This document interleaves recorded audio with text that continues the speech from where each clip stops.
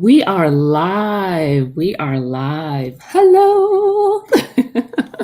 I'm so excited. So, I am joined here with Kathleen Sebelius, and I am going to read your very short bio. But of course, I want to introduce who I am. I'm Chanel Dupree.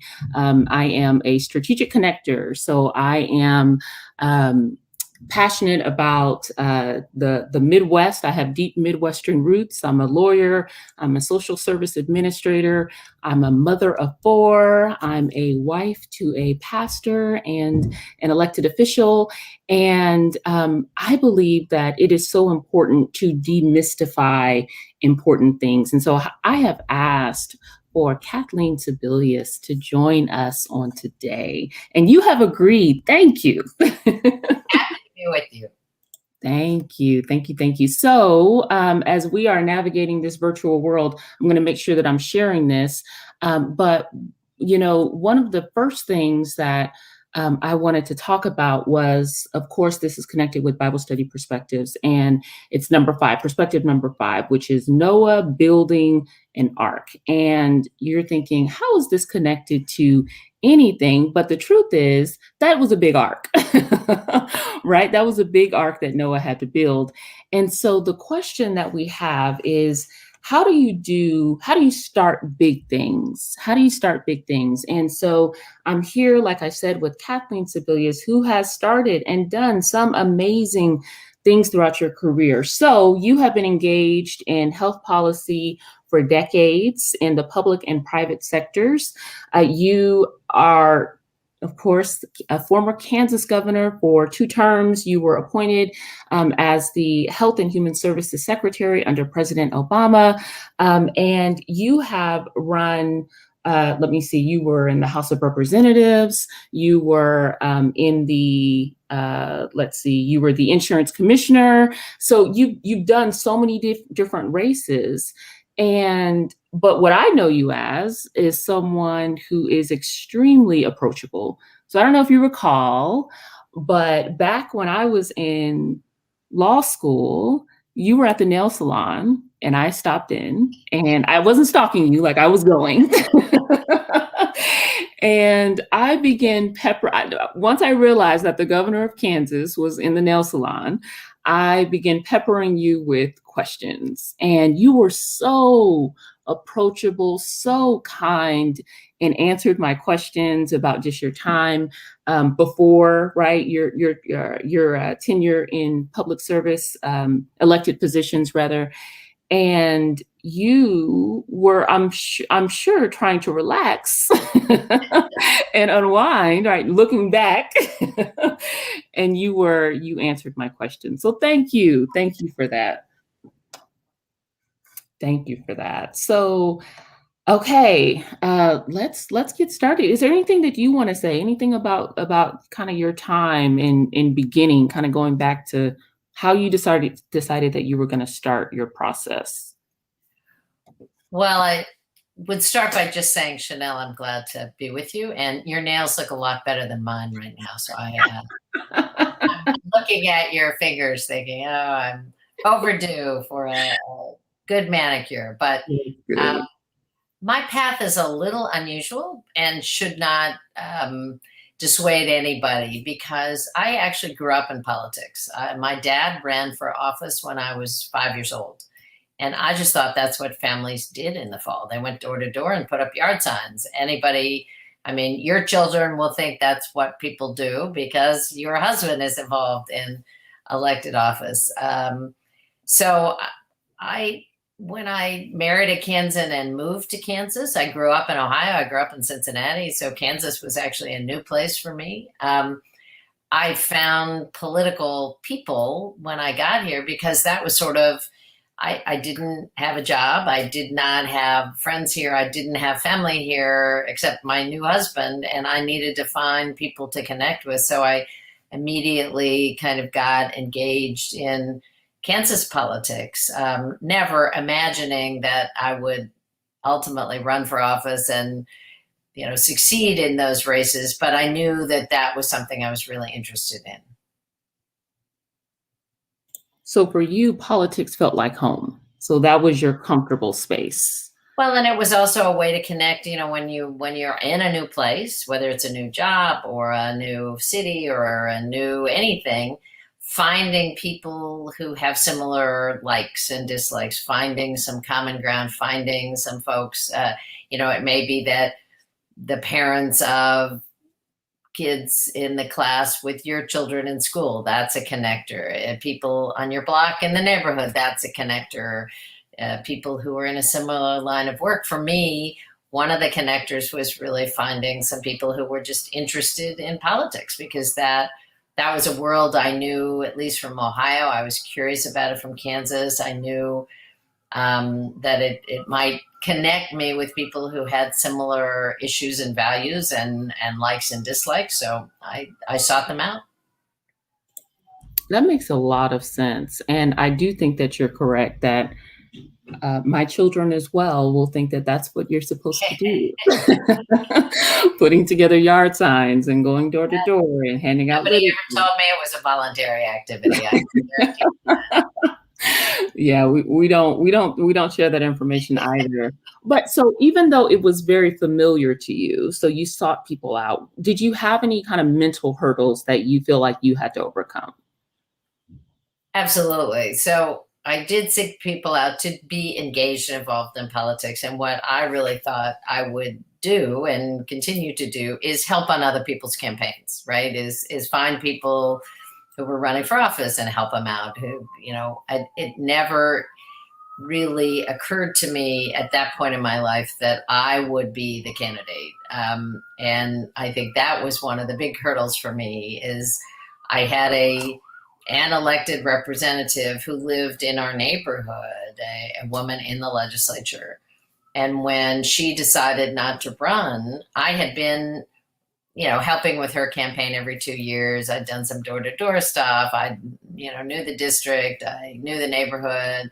I'd actually gotten involved in our neighborhood little political activity, and, done some work on that front. But when she decided not to run, she came to me and said, "You should be the candidate." And I was like, well, that's an interesting idea. But it really was the first time. I mean, my hurdle was really shifting from being a helper and organizer to being the office holder, potential office holder. And what it meant is I had to give up my full-time job, because I was at that point the director of the Trial Lawyers Association, and it was an active, busy job, and I was traveling nationally, and our kids were 2 and 5. My husband was a trial lawyer, and he was a busy guy. And frankly, I say now, I really ran for the legislature not to be governor, which people assume, oh, you did this, to do that.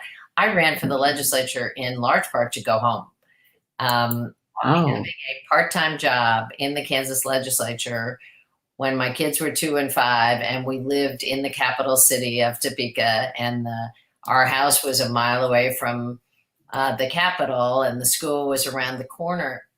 That decision for me really allowed me to be much more engaged and involved in their activities than I could be when I was working, full-time plus, and my husband was working full-time plus. I mean, it was an interesting family decision. We took a significant financial hit because the legislature, pays you in bananas and warm tea, but it became a really important family decision because it really freed up a lot of time that I didn't have and allowed me to, drop into the school and come read books and be a home mom. So it's, again, somewhat mystifying to people when people say, well, clearly you had this plan all along that you wanted to be governor. And I say, no, really, I wanted to go home.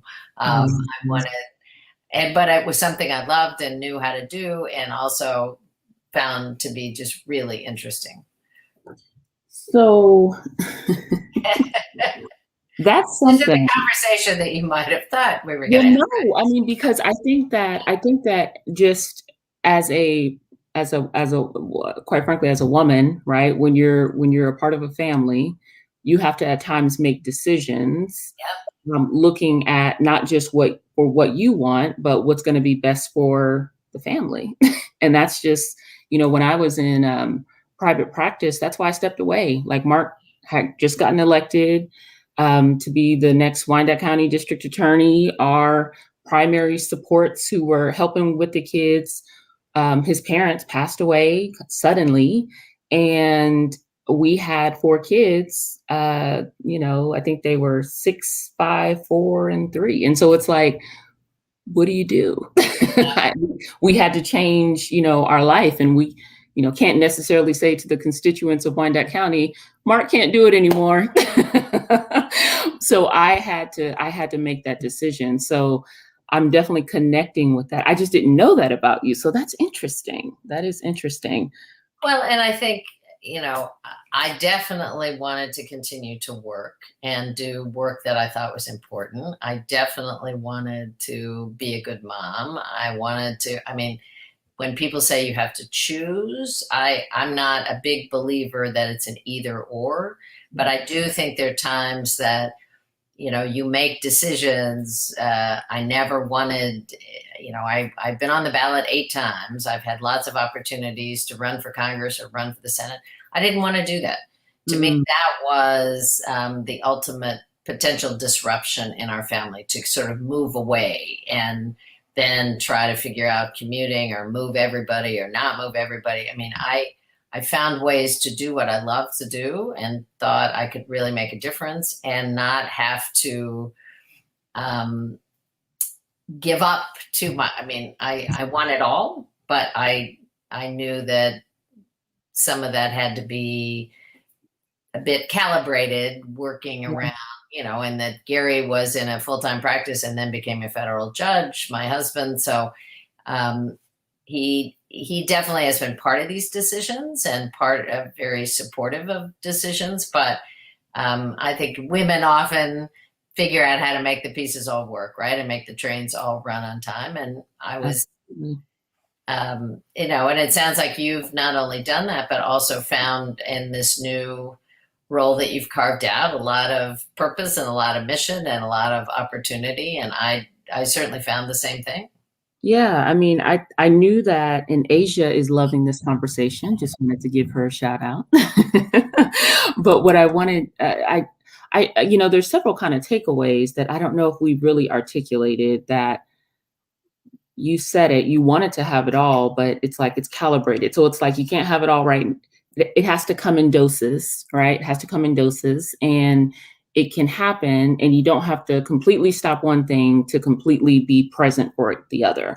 So it's like understanding that, okay, for me, it was, I can't, this doesn't make sense for the family for me to be in the chaotic kind of world of being in the courtroom all the time. But I do still want to work in child welfare. So I can take more of an administrative role so that my schedule can be more consistent. Well, and I think certainly there are women who decide, they don't want to, at least when their kids are young, and then they have the luxury to not work at all and combine, focus on full-time mothering, or people who say, I'm not sure I want a child, and, I want to have a major career. And there are all kinds of in-betweens, right? I'll work some, I'll not work some, I'll do volunteer work, but I think it's often women who are trying to have that, somebody said, textured role. I'm pleased that a lot of men, I have 2 grown sons who are both dads. I know they are interested and eager to be engaged and involved in their children's lives in a way that certainly my father was not. And Gary was sort of halfway there, but I think each generation I see get better in terms of, I mean, there's a lot of talk about sharing childcare and sharing workload and sharing this and that, but often, and I think the pandemic home time revealed even more, that women bear the brunt of that. I mean, more women have been forced out of the workforce because they've been trying to juggle full-time school and work and taking care of loved ones and sick ones. I mean, women seem to still be at the front edge of that, that very complicated balance. And one of the reasons I'm still eager and involved in politics is we still, as a country, I think, fail families. We Mm. still don't have policies. We have a lot of good conversation about children are our most important asset, but we don't have paid family leave. We don't have paid sick leave. We don't have, you know, early education that's guaranteed for everybody. I mean, most countries who are developed around the world have those policies, and I think that's still worth fighting for.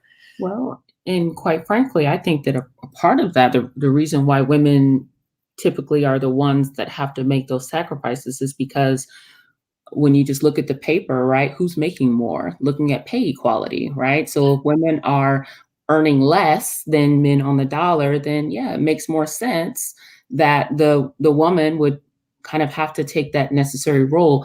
But I do agree with you that each generation is amending and more malleable to understanding that, man, when you have two people in a relationship who are completely full and satisfied and have, are able to pursue their passions, then that just makes for a better home life.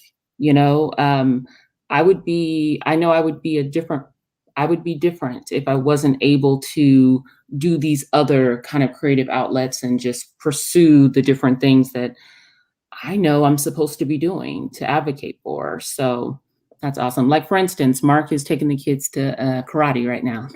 Right. Absolutely. I'm Absolutely. always correcting. I'm sure they don't like it so much. My sons don't do this because they've heard me do this often enough. But when I'm with a man who talks about he needs to babysit, I said, no, you need to parent. You're That's right. babysitters are usually somebody outside the parent. Yes. You're a parent. That's what you're doing. You're just being a dad. This That's good for you. This is the part of your responsibility. So, Candace Alcaraz says, this is so powerful. Thanks for having this talk. Awesome. It wasn't the talk that I thought it was going to be, but this is great. Surprise. Yeah, this is great. So that's something. So you made the decision because I'll tell you what, I think that sometimes when you're, at least for me, when I was younger, I thought, oh, I'm going to travel, I'm going to do all these things. But then you start traveling and you realize it's a lot. Like, it's a lot of, number one, coordination. It's a lot of wear and tear. You can't do certain things if you're always on the road. And so the fact that you made that decision, it sounds like throughout your entire career that you wanted to be based somewhere, especially when your family was young. Well, it worked a lot better for us. So we had the great good fortune of moving into a house in a neighborhood when I was pregnant with our older son. We moved out 22 years later when I became governor. So they went to, one school and then the middle school and then Topeka High. We lived right in Center City. They had a group of friends who, when I looked around at both of their high school graduation parties, about 6 or 7 of the kids they had gone to kindergarten with. I mean, so they had a very stable ability to, make friends, to be in the school setting. Both my husband and I had opportunities then to be involved in those activities, and that was really important to us as they were growing up. And so I ran for and became governor when our younger son was a senior in high school, and our older son was in his junior year in college. Okay. Because part of my decision also was I didn't want this bright light on them. I didn't want them to have to go through, Topeka schools as the governor's kid and whatever that brought with it, some good stuff and a lot of, just trash from lots of folks. And so the timing, I was very fortunate that the timing of my jobs worked well. I was in the legislature, which is a part-time job. I was in Topeka, Kansas. I did that for 8 years. I then ran for insurance commissioner, which was a totally bizarre decision on my part, since no Democrat in the history of Kansas had ever been insurance commissioner. No Democrat had ever won the office. There'd never been a woman in the office. There'd never been but I thought that sounded like, but again, the office was right across the street from the Capitol. It was right in Topeka. It was a job I won and could, manage with them. And then, made the race for governor when they were a bit older, and all of that worked well. And then So got to be friends with Barack Obama, this guy who, who knew. I remember when he came for Democratic Days at the Capitol, and not a lot of people had kind of heard about him, but I was there and I saw him and I just saw the interaction. And I remember I called Mark and I called my dad and I said, this, this, Real something, deal. yeah, something is going to happen. Like, this is someone to watch. This is going to be amazing. So yeah. Well, awesome. and he has really strong Kansas ties. That's what we became friends in the first place. I mean, I met him in 2004 when he was running for the United States Senate in Illinois. Some good friends of mine said to me, there's this guy you really should meet. And at that point, he was making the most unlikely race because there were two self-funded millionaires in the race. There were two statewide office holders. Nobody knew who the hell he was. He was a state senator who had run a congressional primary and lost. Yep. It was like, no, this guy's going nowhere. But my friend said, you really need to meet him. And I did. And we quickly established this Kansas tie, that his mother and his grandparents were Kansans. And he said, okay, here's the deal. I really don't like my governor very well. And so I want to adopt you as my governor, because I was governor at the time. He was just running. I said, well, that can work. But I said, I got to tell you, I'm not really fond of our U.S. senators. So if you get to be senator, you can be my senator. So we adopted each other. What a story. But I mean, you like during your time as governor, you were named Time's top 5 governors in the nation. Like you were doing amazing things. So yeah, of course he wanted you to be his governor. Of course. Okay, so Candace mentioned that this is very insightful for you young women like myself, still trying to navigate career versus personal life. And it can feel like a navigation, right? It can feel like a navigation. I read Stacey Abrams' book and she calls it Jenga-ing, right? So it's like, there's no balance. It's just, what's the most weightiest at the moment? And that's how you deal with it. Well, and I think that, in addition to personal relationships, spouse, partner, whatever, and then children, women are also often dealing with parents or older relatives. And so there's, the classic sandwich where you've got pulls from the youngest, pulls from the oldest. And there are times where that's overwhelming. I mean, it's just overwhelming. It doesn't work very well. And I think, if I've learned anything along the way, that's a point, particularly with a spouse or partner who is supportive, where you just got to say, okay, something has to give. Yeah. I mean, I need help. We could make this particular pattern work, but it doesn't work right now. So what is going to change? I either need some more help, or you need to back off your deal, or, something. And I think those are the moments that, to me, are the most powerful in a relationship, where if both people can come to some understanding about what then that means, what that looks like. And it's not, you got to figure this out. This is your deal. And that was one of the best things about my husband is, he, at every point along the way, was, we'll make this work. I mean, and if it doesn't work like this, we'll make it work a different way. And that's a really powerful opportunity that I don't think a lot of, unfortunately, I think way too many people don't have that. And that's really important.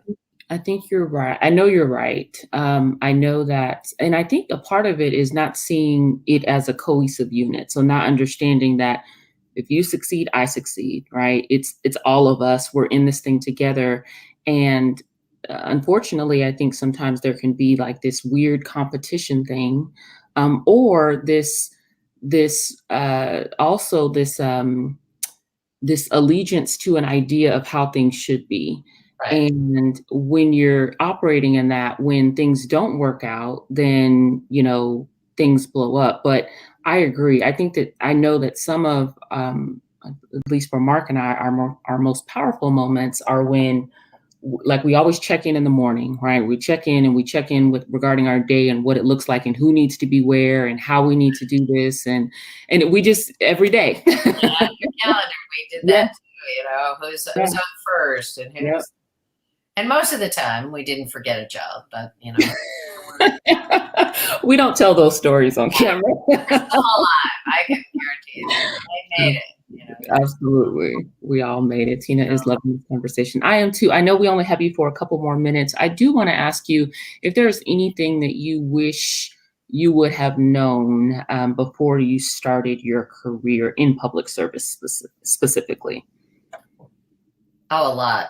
I mean, I think the wonderful thing about what I've been able to do at each step along the way is I learned a lot. I learned a lot of policy as a legislator. That really helped me.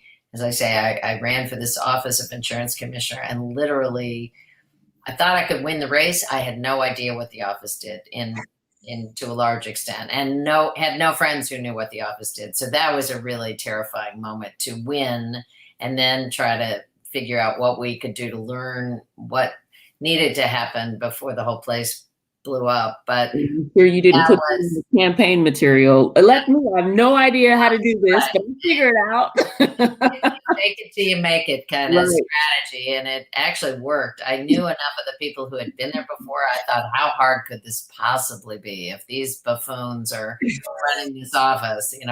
I can figure this out. But that was pretty terrifying. But I learned a lot about a regulated entity. I mean, it was a multi-billion-dollar industry that we were regulating. Being governor, clearly was a real stretch, and, having a cabinet and learning a lot about that. And then nothing prepares you to be in the cabinet of the United States of America and be, there at a time where the president has declared that his major goal is to pass a comprehensive healthcare bill, which no president in 70 years had been able to do. And you're the point person for that. So I would just say, at every step, I learned enormously. I surrounded myself by the very smartest people I possibly could. I listened to them very carefully. I would say the one thing that is a universal life lesson, that whatever it is that people are doing, that you socialize success, making everybody feel good, empowering everybody, making the team feel good. And you got to privatize. If you're the boss, you privatize things that go wrong.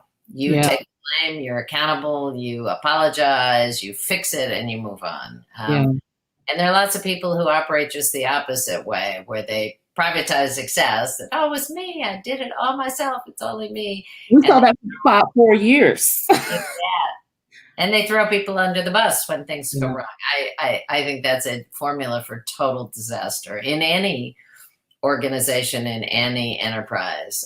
So I did learn that early, and I think I tried to follow that at every point along the way. So that was a good life lesson. Listen, learn, and be accountable. Yeah. Well, you've done that your entire career. Offline, I told you that what I admire about you is your emotional intelligence that you continue to display just throughout your long life in public service. And that's why I always randomly text you and say, hey, just want to stay connected.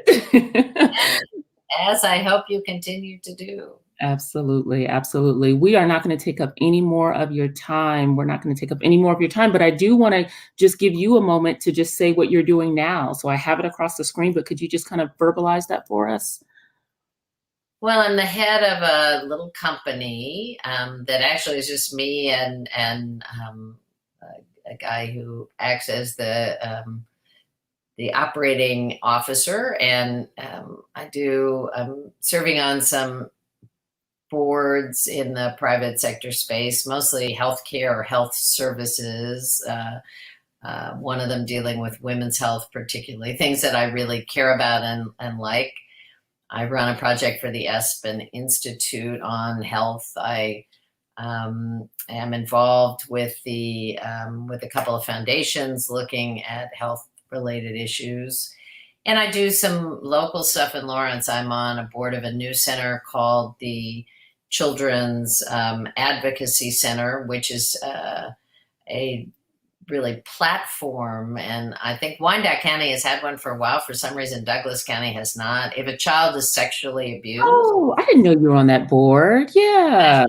trained prosecutors, medical staff, social workers who actually um, wrap their arms around the victim and make it easier to navigate the system and hopefully get a conviction or get the result needed for the child. And I do some things with KU.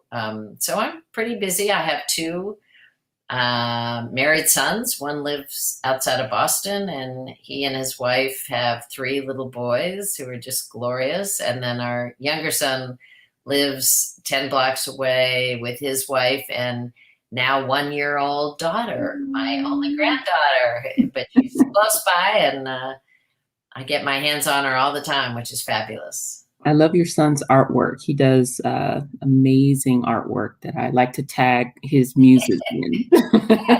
And he's just done a whole series on powerful women. Yes, that's what I've been doing. Gonna have a show at the end of July, and it's pretty amazing stuff. That is awesome. Thank you so much for your time. Thank you for your transparency. Thank you for your service for all of Kansas and the nation. Well, it's always lovely to see you, Chanel, and I hope you continue to do well in your various occupations. When you tick off what you're doing, it makes me tired just to think about it. And mark my best, and hi to everybody who joined us tonight, and hopefully we'll talk again. Absolutely. Take care. Bye. Bye.